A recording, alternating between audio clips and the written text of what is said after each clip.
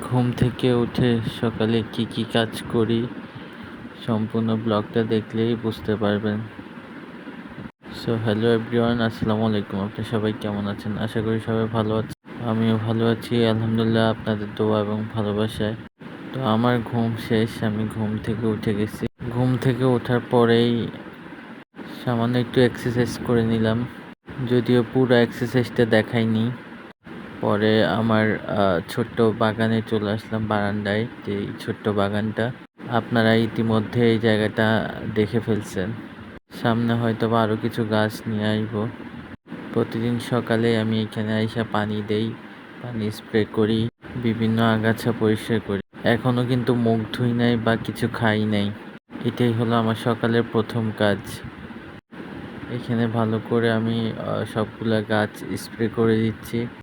এটাই স্প্রে করার পরেই অন্য বারান্দায় চলে যাব। আমাদের এই বাসাটা কিন্তু বেশ সুন্দর একটা বাসা, দুই পাশে দুইটা ব্যালকনি, যেটা আমাদের খুব বেশি পছন্দ। যাই হোক, আমার স্প্রে করা শেষ, আমি গাছকে স্প্রে করে দিছি। এখন অন্য ব্যালকনিতে চলে।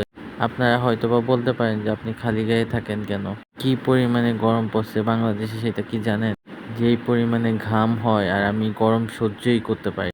আর আমরা যেহেতু মধ্যবিত্ত, আমাদের এইখানে এসি নেই। তো এই যে আমি আসছি এইখানে, এই বারান্দায়। এই বারান্দায় দুটা কোয়েল পাখির বাচ্চা রাখছিলাম। তো এগুলো মাশাআল্লাহ অনেক বেশি বড় হয়েছে, ডিম পাড়তেছে এখন।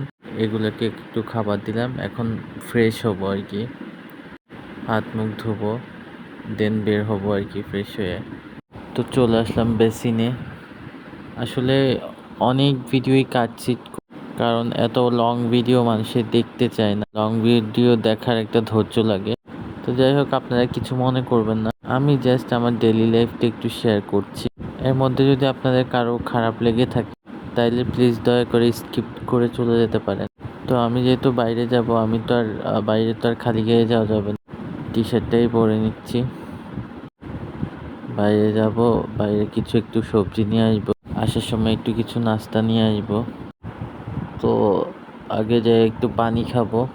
খালি পেটে আসলে পানি খাওয়াটা খুবই জরুরি। আমি কিন্তু আগে একদমই পানি খাইতাম না, এখন কিন্তু খালি পেটে মিনিমাম 1 গ্লাস পানি খেতে চেষ্টা করি। আর যেই পরিমাণে ঘাম হয়, শরীর এমনিতেই ক্লান্ত হয়ে যায়।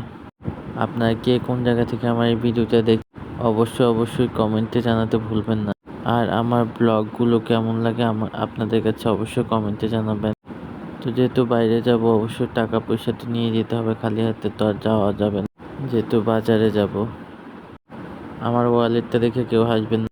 আমার ছোট্ট একটা কিউট ওয়ালেট, এটা মাত্র কিছুদিন আগেই নিলাম, তাও মাত্র 200 টাকা দিয়ে। তো যাই হোক, বাইরে চলে যাচ্ছি একটু সবজি, একটু নাস্তা আনার জন্যে। এই আর কি অবস্থা। এই তো বাইরে চলে আসলাম। আমরা সবসময় টুকটাক কাঁচা বাজার নিলে এখান থেকে নিয়ে যাই। এই বাজারটা আমাদের বাসার কাছেই। তো আজকের জন্য এই পর্যন্ত। সবাই ভালো থাকবেন, সুস্থ থাকবেন। আল্লাহ হাফেজ।